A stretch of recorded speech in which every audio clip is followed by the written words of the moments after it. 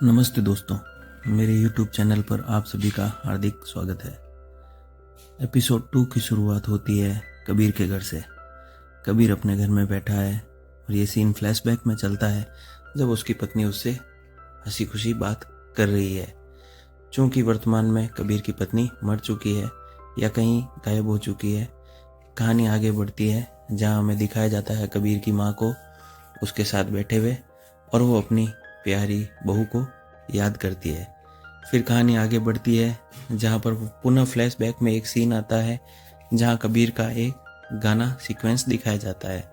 फिर हम देखते हैं पुलिस हेडक्वार्टर के एविडेंस वेयर हाउस में, जहाँ पर बम हादसे में मिले एविडेंस को दिखाया जाता है और वहीं पर एंट्री होती है शिल्पा शेट्टी, जो कि तारा शेट्टी का किरदार निभा रही है। यहाँ पर पुलिस का चीफ विवेक ओबरॉय यानी कि विक्रम से तारा की मुलाकात कराता है, लेकिन हम देखते हैं तारा और विक्रम एक दूसरे को बहुत पहले से जानते हैं और इनकी ट्रेनिंग एक साथ हुई है।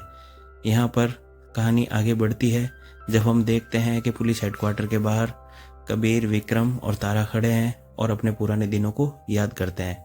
तभी कहानी आगे बढ़ती है और हम देखते हैं पुलिस सीसीटीवी रूम में और कुछ देखती है जहाँ पर उन्हें स्केच दिखाया जाता है जो कि चश्मदीद ने बनवाया होता है। वो शादाब का होता है। शादाब एक आतंकवादी है। फिर कहानी में हैदर को देखते हैं। हैदर एक पुरानी दिल्ली के बने हुए कमरे में जाता है जहाँ पर उसके साथ 4-5 आतंकवादी ठहरे हुए हैं। हैदर वहाँ पर उनसे लगातार मीटिंग करता है। तभी हम देखते हैं उस चेहरे को जिसे पुलिस ने स्केच में देखा था, यानी कि वह चेहरा शादाब का है। शादाब कुछ बीमार है और उसे अपने घर की याद आ रही है। वो नया नया आतंकवादी बना है। फिर हम देखते हैं कहानी में आगे कि पुलिस हार्डवेयर की दुकानों पर जाकर तफ्तीश कर रही है, क्योंकि बम फटने में कीलें और अन्य नुकीली चीज़ों का इस्तेमाल हुआ था। पुलिस पता करते हुए एक व्यक्ति के पास पहुंचती है और उसको स्पेशल सेफ हाउस में लाकर पूछताछ करती है। वो बहुत ही सीधा साधा व्यक्ति है और मिठाई का काम करता है, लेकिन आगे वह बताता है कि उसने अपने मालिक के कहने पर कुछ कीलें खरीदी थी। कहानी आगे बढ़ती है और नफीसा और उसके भाई के साथ हैदर को दिखाया जाता है।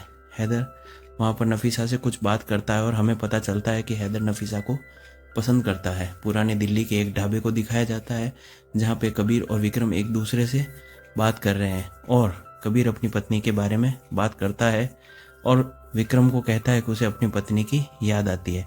तभी पुलिस के चीफ वहाँ पर आते हैं और उनके साथ बैठकर खाना खाते हैं। बातचीत के दौरान विक्रम अपने चीफ को बताता है कि हमें सुराग मिला है कि नाथ स्वीट के मालिक खान साहब, जो कि बहुत बड़े व्यक्ति हैं, उनका इन हमलों में हाथ हो सकता है या शायद वो मनी लॉन्ड्रिंग का काम करते हैं। फिर दिल्ली यूपी बॉर्डर से ईरान से हैदर के पास एक कॉल आता है। उनकी कुछ खुफिया बातचीत होती है।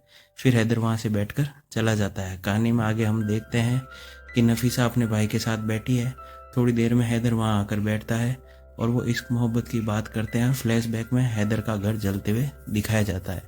फिर हम देखते हैं आजमगढ़ यूपी में कि शादाब के पिता के पास कुछ लोग जो कि दरअसल पुलिस से आए हैं और वो शादाब की इंक्वायरी करने के लिए आए हैं, क्योंकि उन्हें उसके नंबर से उसकी लोकेशन पता चल चुकी थी।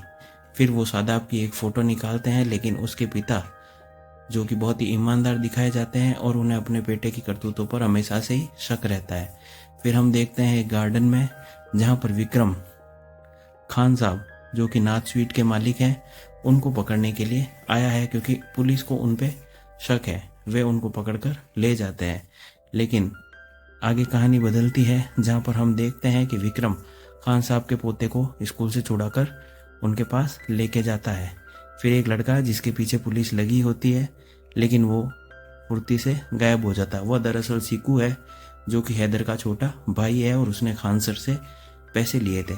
फिर एक सेफ हाउस में हम देखते हैं खान सर बैठे हैं और उनका पोता भी उनके साथ है और उनका पोता ये बताता है कि दिल्ली में जो कुछ हुआ वो अच्छा नहीं हुआ, क्योंकि दिल्ली में बम विस्फोट हुए थे। फिर खान साहब विक्रम को बताते हैं कि मेरी कुछ लोगों से जान पहचान हुई थी, उन्होंने मुझे कुछ पैसे इधर उधर करने का बोला था, लेकिन मुझे पता नहीं है कि वो लोग इन पैसों से क्या करने वाले थे।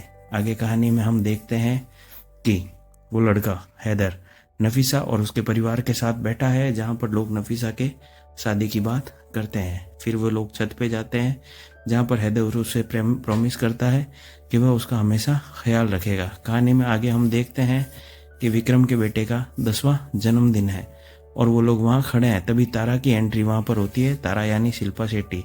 फिर शिल्पा शेट्टी और विवेक ओबराय के बीच में कुछ बातचीत होती है और फिर वे एक फैमिली फोटोग्राफ खिंचवाते हैं जिसमें कबीर उनके साथ है। कहानी आगे बढ़ती है, जहाँ पर हम देखते हैं आतंकवादियों का घर जो कि दिल्ली में है।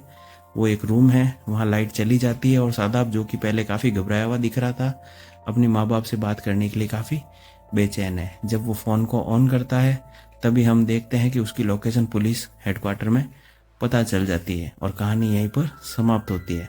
धन्यवाद मित्रों। अगर आपको मेरी एक्सप्लेनेशन समझ में आ रही है